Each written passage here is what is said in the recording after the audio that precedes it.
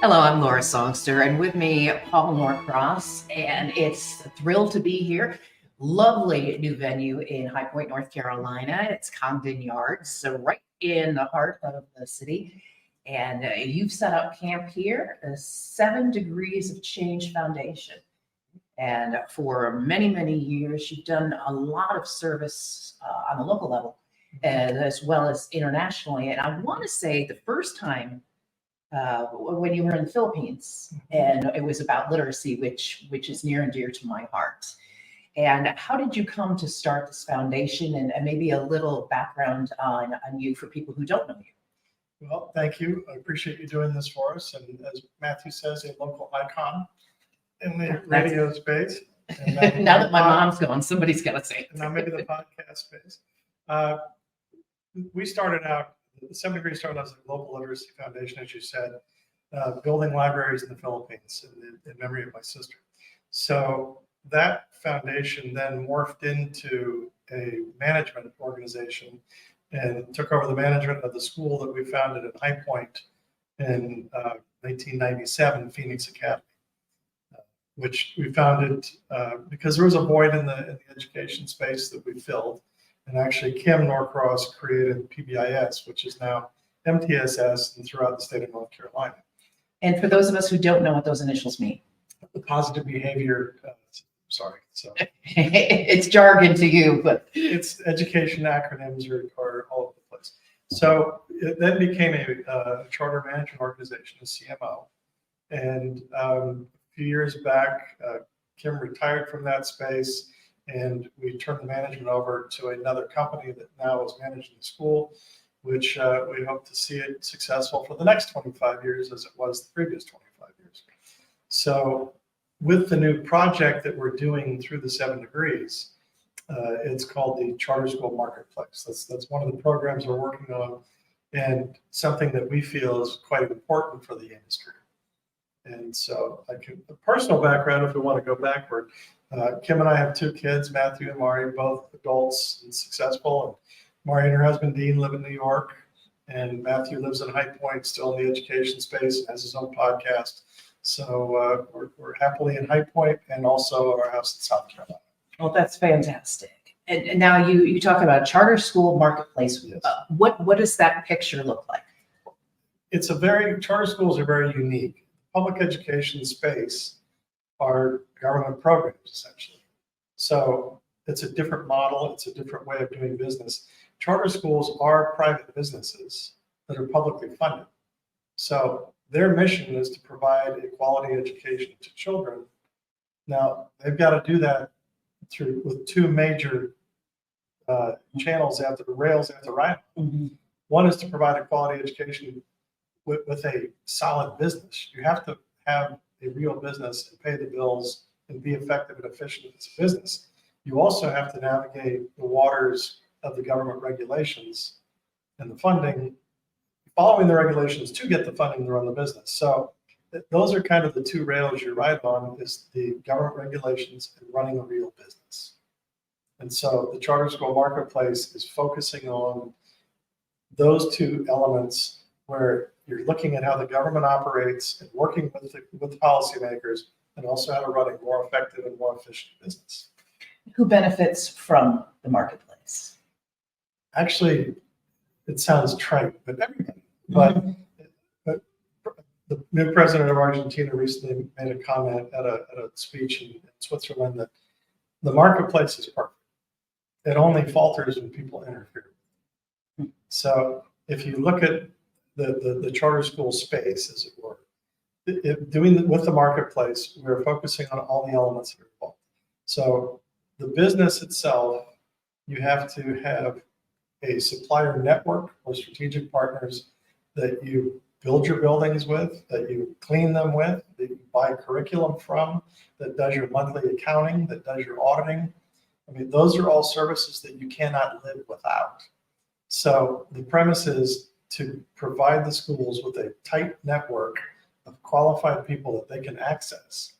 And then in turn, what that does is the supplier network can focus on those people in the marketplace, in the charter school marketplace, that are decision makers.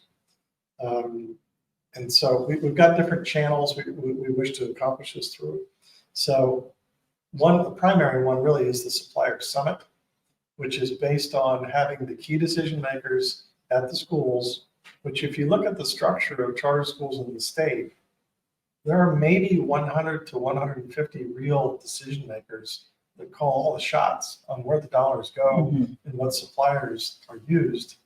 And then you've got the supplier database, which needs to focus on that 100 plus body.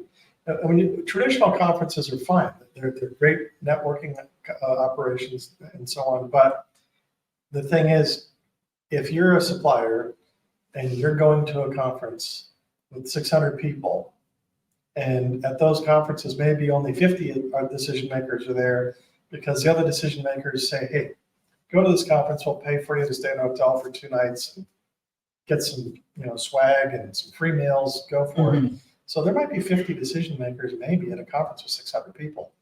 So we're trying to just hone it down and get the key players in one place to have productive meetings and just run it well. That's the summit. My assumption would be, having started a charter school, there was a void. And now you say, I wish we could have had something like what you're building now. Yes, exactly. So we used to be a member of a trade group that's what they did. They had 2 meetings a year. Actually, it was with lieutenant governors. And you had private meetings with lieutenant governors for 20 minutes at a shot. Say, I'd like to work in your state. This is what I want to do. They're like, okay, fine. How can we help you out? So that's where the concept came from, is that type of high level meeting with decision makers, and no swag, no squeezy balls, no spinning wheels, no giveaways, just let's get some business done. And so that's the core of this. Now, there's another group that does a coalition summit, and that's targeted to lawmakers. Because again, that's the other critical element. The schools, you're running a business, but you're not going to run that business unless you're following the rules. Sure. And policymakers make new policies every day. So you have to be on top of that. They've got a summit where you're meeting with the policymakers. So that's also a critical piece that has been left out, that they're filling that void for the school leadership to know the people that make the decisions. And we're hoping that the supplier summit will get some more suppliers engaged in that so that they interact with the policymakers that are making the decisions that govern their customers, which are the schools. And I think a lot of times the policymakers aren't in the day-to-day, and unless they have those conversations, they're kind of in the dark and making policies for people that probably don't work. Is that possible? I'll give you a very good example. Many years ago, Kim was sitting at a luncheon in Raleigh with who was then a senior, I believe the chair of the Senate Education Committee, and he had no idea how charter schools were structured. And Kim had to explain it to him at a lunch. And I believe at that time he was the chair of the Senate Education Committee. So that's a big yes. Yeah, that's a big yes. But 20 minutes, as you said, is not enough time to really explain how you do a business and what the benefit is for the communities. So there's a lot of education that needs to happen. Now, when we talk about vendors being in this space, give us some examples of what kind of vendors you would have there. Really, starting at the top, you need attorneys, you need accountants, you need bankers, you need developers, you need every type of supplier that you need. There are program people that want to come in, even people that do signage. The curriculum piece, we plan to have some people there, but that's something that I think in this space, there's kind of a limited track, and I think you kind of have to go a certain path with those. There'll be some there, but really it's the whole gamut. Again, janitorial companies, how you run your business. Well, it sounds to me like a bunch of, I'm going to use women, hanging around book club and, I need a plumber. I've got a guy. Or I need somebody who can really get my roots done. And my girl, here's the number. And to have all of those people that are tried and true, know their business inside and out. And if you're coming in and you want to start a school, these people are going to lead you down the right road and keep you away from the pitfalls. Because I just hearing you talk about the vendors, I wouldn't have thought of many of those things, like an attorney. I'm obviously not a business person. Well, that's critical because you have your board attorney, which represents the board. And that is a critical component, is to have a board attorney that understands public policy, understands how to protect that school from the outside forces. So that's a critical component. And the other thing that we're doing with the supplier summit, we're not having any breakout sessions or anything like that. Again, it's for networking. So a critical component to many conferences are breakout sessions. And so that's the purpose of this podcast, is to get 25-minute, 30-minute sessions with, say, an accountant or say the attorney. We use the attorney example and say, what are some pitfalls that you need to guide people on as a board? What should you be looking for? That's invaluable information. And just get it out there. And then it's on the internet and it's free and it's accessible to everybody. Well, that's quite a service that you are offering it for free, and you have already ferreted out the best of the best and are going to help guide people in educating our children. Well, there's another level to that. What we're also developing is a software application called the Charter School Report Card, which we hope to roll out by the fall. And so all websites, I say all, the ones I'm familiar with, any trade group or so on, they show suppliers, but it's whoever writes the biggest check gets the biggest banner. So what we want to do is have a true open marketplace where you can grade suppliers. So if I like, again, let's say the attorney, hey, Joe Blow Esquire, greatest attorney we've ever dealt with, he gets an A. So that goes on the website as, so this attorney gets an A. Now, let's say another school had a horrible experience with this attorney and said, got us in trouble, was horrible. I'm giving this guy a C. So the same attorney is going to get a B, but everybody will look at that and say, okay, let me look at this guy. So you'll have different sorting mechanisms, but when you pop up attorneys, you're going to see the A's, the B's, the C's, the D's, and the F's. And suppliers will be getting an email and say, hey, the school thinks you're great. Do you have any objection? Or the school thinks you're not. Do you have any objection? So they'll have an opportunity to discuss it, but it still will be public. It'll be out there. So that knife cuts both ways. A friend of ours that's in the awning and blind business called recently and said, hey, I just did a big project for this charter school. These guys aren't paying me. He's like, what's that? Aren't they a public school? Why aren't they paying me?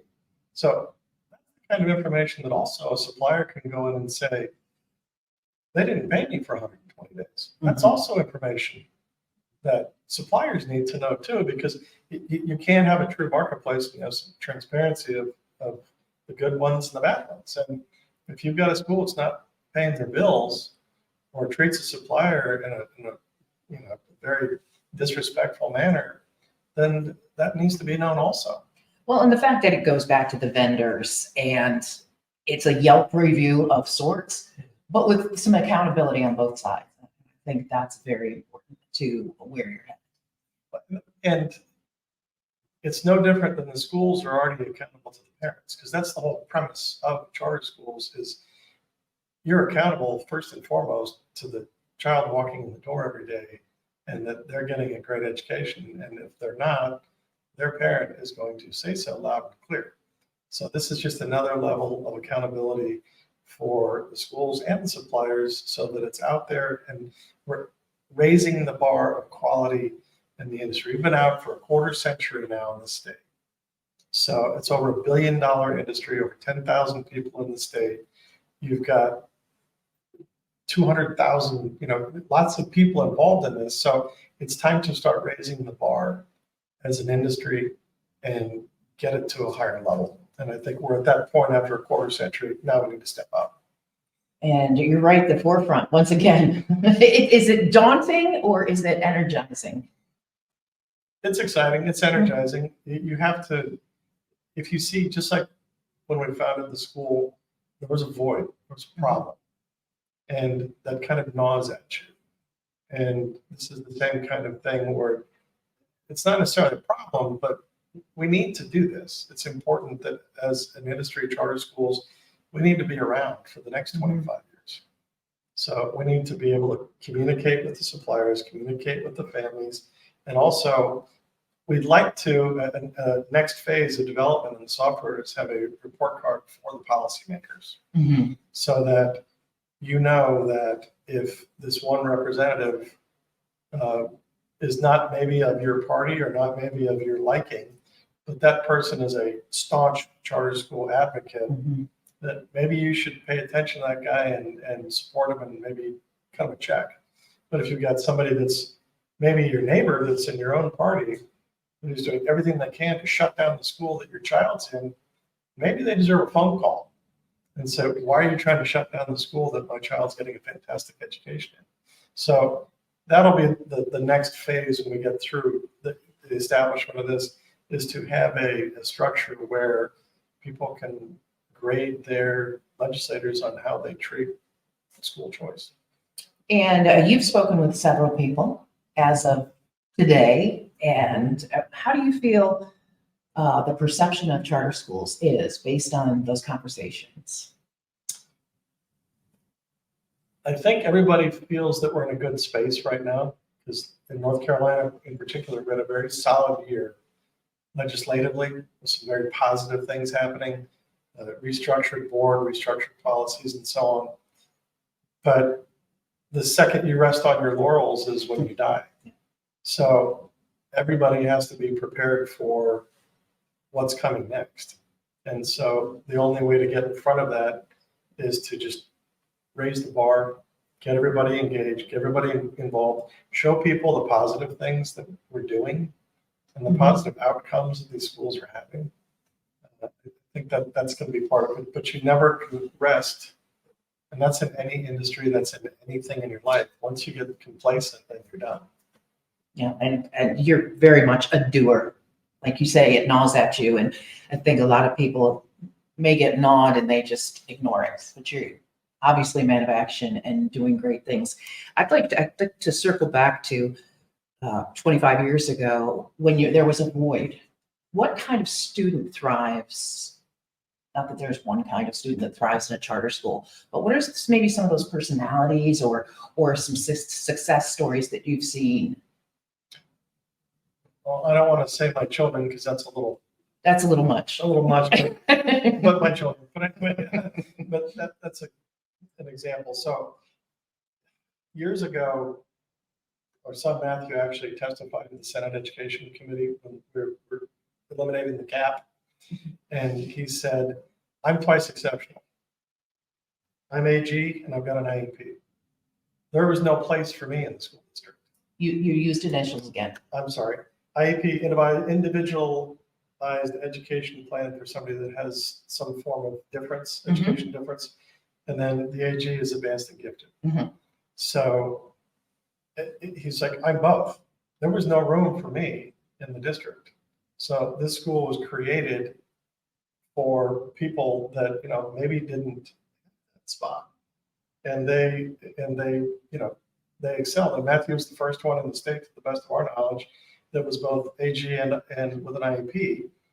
And so it's a place for people to succeed that maybe they're not put in a box somewhere. And now, again, there are 200 schools in the state that are charters. There are some excellent schools, and let's be frank, there's some that are not excellent, that are not well run. And that's part of the marketplace. Those schools will go away, and they should go away because they're not doing what they need to do, which is provide a quality education to our children. If they're not doing it, they need to go. Well, it sounds like a balancing act. You spoke about the rails and being able to run a successful business. That's a gift. Dealing with policymakers. That's got to be challenging. Let's say that. And then primarily those children that don't maybe fit in a box or need a different approach or learn in a specialized way, to have a place for those children to thrive and not be, in the back of the class forgotten. I think it's so valuable to our communities and exciting that you are going to help teach people to be better at it or from the ground up. And it's district schools also. So there are choice schools in our district. And in fact, both of our kids, when they left Phoenix Academy in 8th grade before it became a high school, one went to an IB program at the high school and then a magnet school. So they were given choices in the district, which is a good thing. So that to me is another thing that people that say, oh, school choice is bad, but my district is good. But our kids flourished in choice high schools. So it works. So that's something really that everybody should embrace and get rid of these strange biases that have been put out there that need to be dispelled. Well, I think there are those who are biased, as you say, and also there is an ignorance. I don't know about it. I don't really know what a charter school is, and so went there and thought it was okay, or public school is what I did, my father did, and that doesn't necessarily mean it's right for your children. Right. Well, and at Phoenix, for example, there are a number of people that were students that now have children there. And there are a number of people that were students that are now teachers there. And that is one thing that Kim said when we first started is when these kids that we've got now become parents and teachers, then, it's mission accomplished. That's so gratifying. And so now it's like we need the next generation to come. Yeah, you built it, they came, and now it's time for other people to learn more and from a point of more information, which you're going to be helping them do, which is a tremendous effort. We're going to try. Well, so far, everything you've done has been a success. So I think we're in a good place. And, you have this show where you're going to talk to people. And as you said, have that resource for others starting charter schools. And that's going to be invaluable to those Let me people. jump in. It's not just starting charter schools. There are people that now there are a lot of schools that are established and there won't necessarily be a lot of new schools per se, but schools that have been around need to grow. So what do you do with that next step? Well, I need a new building. So we need the contractors, we need financing. Interest rates are higher now.